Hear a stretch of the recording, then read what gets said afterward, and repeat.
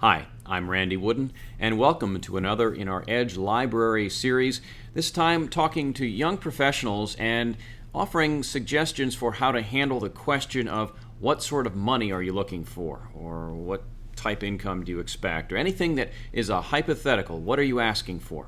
Now, it's a difficult question on a number of levels, and there are different ways to handle it depending on what point you are in your career, and any number of other variables. So we're trying to touch on a few of those in this segment. One of the things I like to do is to talk about an analogy of, let's say, a stoplight. I know it might sound kind of silly, but you've got a red light, yellow light, and green light. So hold that thought. I'm going to talk just for a moment about what they're really driving at here in this money question. Now, if it comes up early in the interview and they ask, what sort of money are you looking for?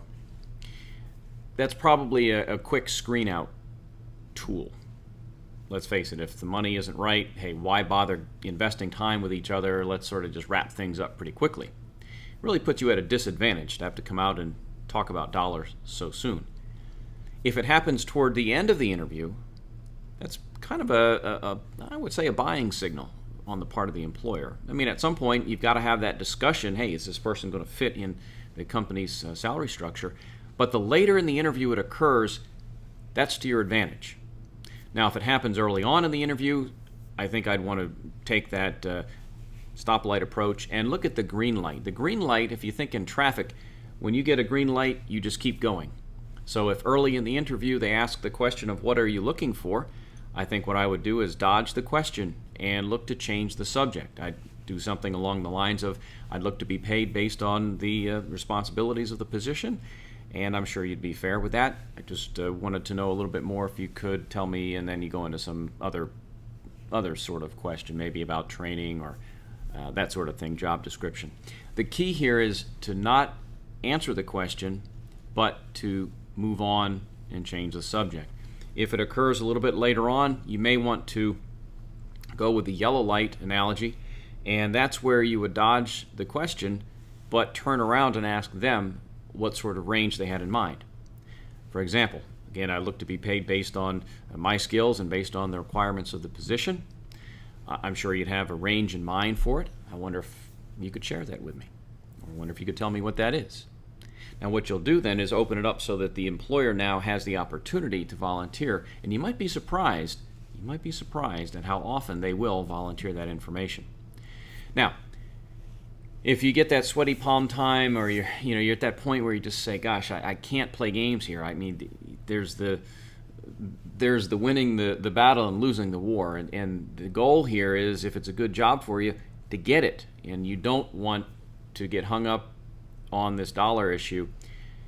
And that's part of one of the answers that you would give a little bit later on in your career, but I would even argue at this point in your career. So the red light, just like in traffic, you have to stop and do not go and deal with it. So if the red light analogy now comes up, they again ask you what sort of money are you looking for. What you could do is to stop and to say that you're very interested in the position. I understand what you're looking for, very excited about it, and certainly want to work within your salary structure. Now, based on my research and based on our talk, I would envision something in the range of, and then you name that range. Now, after you've done that, you want to then ask the employer, how does that fit in with what you were thinking? Because you need to get some feedback. Now, let's talk on specifics on how to phrase this range. The worst thing you can do is name a number. The worst thing you could do is say $50,000 or 48 or 61 or whatever the number is. That's the worst thing to do. It's a line in the sand, and that's tough to work around. The next worst thing is to name specific numbers for the ends of the range. For example, 45 to 55.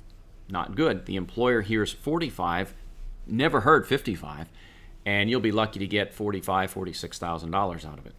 What I would suggest is to pick a point, the bottom of which is, or the bottom of the range is about where you think the job should pay. Let's say you feel a job ought to pay about 45-ish. Then what you would say is, well, I'd envision something in the mid to upper 40s, perhaps low 50s. How does that fit in with what you were thinking? The reason you use words like mid, high, upper, lower, is it gives you some wiggle room because now you're not locked in at a specific number.